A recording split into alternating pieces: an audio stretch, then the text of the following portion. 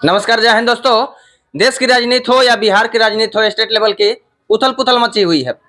देश में कांग्रेस के दिग्गज नेता राहुल गांधी की सदस्यता चली गई है, तो बिहार में तमिलनाडु प्रकरण पर संस्था के संस्थापक अध्यक्ष मनीष कश्यप अभी तमिलनाडु पुलिस के रिमांड पर तमिलनाडु में है। सारी मुद्दाओं पर बात करने के लिए मेरे साथ एसके पंकज जी हैं, जो वायरल एडवोकेट हैं सिविल कोर्ट मोतिहारी से। सबसे पहला आपका एडवोकेट साहब, तीनों चैनल में स्वागत है। बिल्कुल, आप लोगों का भी स्वागत है। आज मैं ऑफिस से निकला और ऑफिस से निकलते ही एक रूम में बैठ कर के मैं आपको इंटरव्यू दे रहा हूं। और सब तक चैनल हो, एक्सपोज खबर हो या पटना तक हो, दो तो तक वाले ही हैं आप लोग इसमें। हाँ। और एक एक्सपोज खबर वाले, आप सब लोगों का बहुत बहुत स्वागत और धन्यवाद है कि एक बहुत ही अच्छे मुद्दे पर आप लोग फिर से चर्चा करने आए हुए हैं, जिसमें दो भाई लोग जो हैं वो हम लोगों की मुलाकात इसके पहले भी हो चुकी है, एक नए हैं। हाँ, ये जो है एक्सपोज खबर वाले, एक्सपोज खबर से है। एक्सपोज खबर से हैं, तो हमको हाँ। भी आज एक्सपोज आप करके ही मानिएगा, मुझे लगता है। हाँ, एक्सपोज करेंगे और उनके भी सवालों, उनके भी तर्कस में गंभीर का जवाब देना होगा मुझे, है ना। सबसे पहले हम जानना चाहेंगे, कल मदुरई कोर्ट में मनीष कश्यप की पेशी हुई है और पेशी के बाद में क्या कुछ खबर निकल कर आया है, क्योंकि आप लोग जुडिशियरी को ज्यादा नजदीक से देख रहे हैं और आप लोगों से अच्छी जो है इसका विस्तार से विवरण नहीं कोई कर सकता है, तो आपके मुख से हम जानना चाहेंगे। देखिए, मदुरई कोर्ट की जो बात है, हाँ। उसमें हुआ क्या कि ये लोग लेकर के गए। हाँ। तो सुप्रीम कोर्ट का एक रूल आया है, एक मतलब जजमेंट आया था, वर्डिक्ट आया था। हाँ। उस वर्डिक्ट के बाद जो है हैंड कफिंग के लिए एक अलग से रूल बना हुआ है। हाँ। कि मतलब किस तरह से आपको हथकड़ी लगाना है। हाँ। किस तरह से आपको हथकड़ी लगाना है। हाँ। देखिए, जिस रूम में हम लोग बैठे हुए हैं, मच्छर मतलब पहुंच गया। हाँ। और जानते हैं अभी मोतिहारी में हम लोग हैं। हाँ। और मोतिहारी में बैठे हुए हैं। हाँ। और मोतिहारी के हमारे सांसद, विधायक, हाँ। मेयर महोदय लोगों को हाँ। एक तरह से मच्छर आके प्रेस कॉन्फ्रेंस कर दिया। हाँ। कि देखिए आपके राज्य में मच्छरों का आतंक कितना, अभी चैत्र महीना चल रहा है। हाँ। और आप कोई ऐसा गली मोहल्ला नहीं है, जानते हैं बच्चे खेलने जा रहे हैं। हाँ।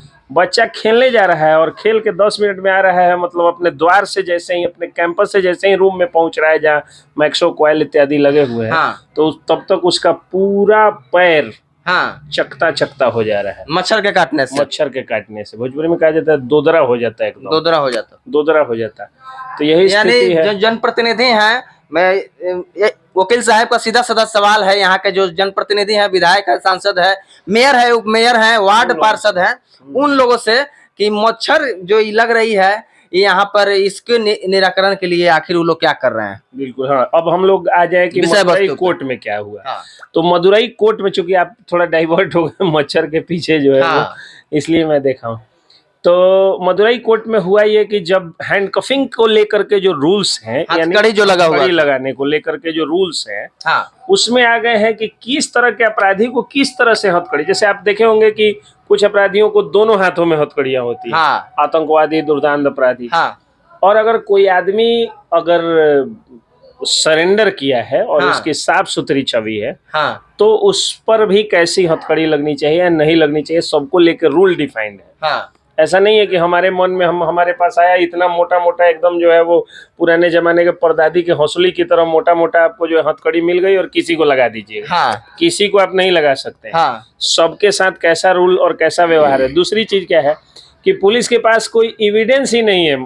तमिलनाडु पुलिस के पास कोई एविडेंस ही नहीं है मनीष कश्यप के खिलाफ। हाँ। मनीष कश्यप ने कब तमिलनाडु के लोगों का अपमान किया, हाँ। तमिलनाडु राज्य का अपमान किया, हाँ। ऐसा कुछ है ही नहीं। हाँ। तो फटकार तो लगनी ही थी। अच्छा।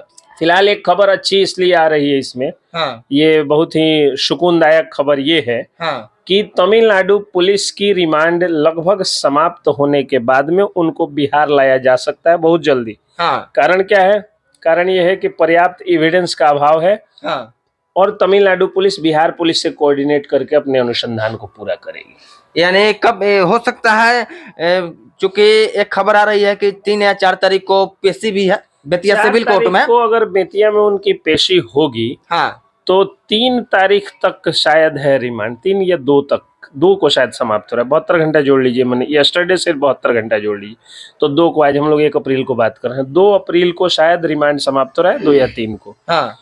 तो उसके बाद से हो सकता है उनको फ्लाइट के थ्रू जो है वो बहुत जल्दी बेतिया लाया जाए, या टाइम पिटिशन दिया जाएगा, और टाइम पिटिशन के बाद फिर क्या कहा जाता है उसको, टाइम पिटिशन के बाद फिर उनको नेक्स्ट हियरिंग के लिए डेट मिलेगा। एक बहुत अच्छी बात क्या आई है कि मनीष कश्यप के जो एडवोकेट है वो अर्जी लगाने जा रहे हैं सुप्रीम कोर्ट में। शिवनंदन भारती नहीं, वो नहीं है, जो भी उनके एडवोकेट हैं, अब उनका मैं नाम नहीं जान रहा हूँ। यहाँ बेतिया सिविल कोर्ट में तो शिवनंदन भारती ही देख रहे थे। देख रहे होंगे। एक एडवोकेट कहीं भी प्रैक्टिस कर सकता है। अगर वो हाई कोर्ट में भी है तो लोअर कोर्ट में आकर प्रैक्टिस कर सकते हैं, और बेतिया लोअर कोर्ट में अगर कोई है तो मोतिहारी में भी आकर के प्रैक्टिस, मतलब वो बहस कर सकता है।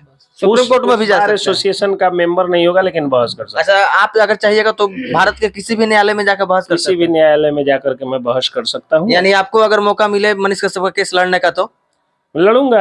हम लोग ने अनाउंसमेंट भी किया, आपको एक बात जान करके बहुत खुशी होगी। हमारे यहाँ केस आया था मनीष कश्यप के प्रकरण में, जो लोग जेल गए थे, मतलब आंदोलन में जो लोग जेल गए थे, पुलिस ने जबरन उनको, मतलब फॉल्स एंड फैब्रिकेटेड ढंग से उनको फंसा दिया था, मेलाफाइडली।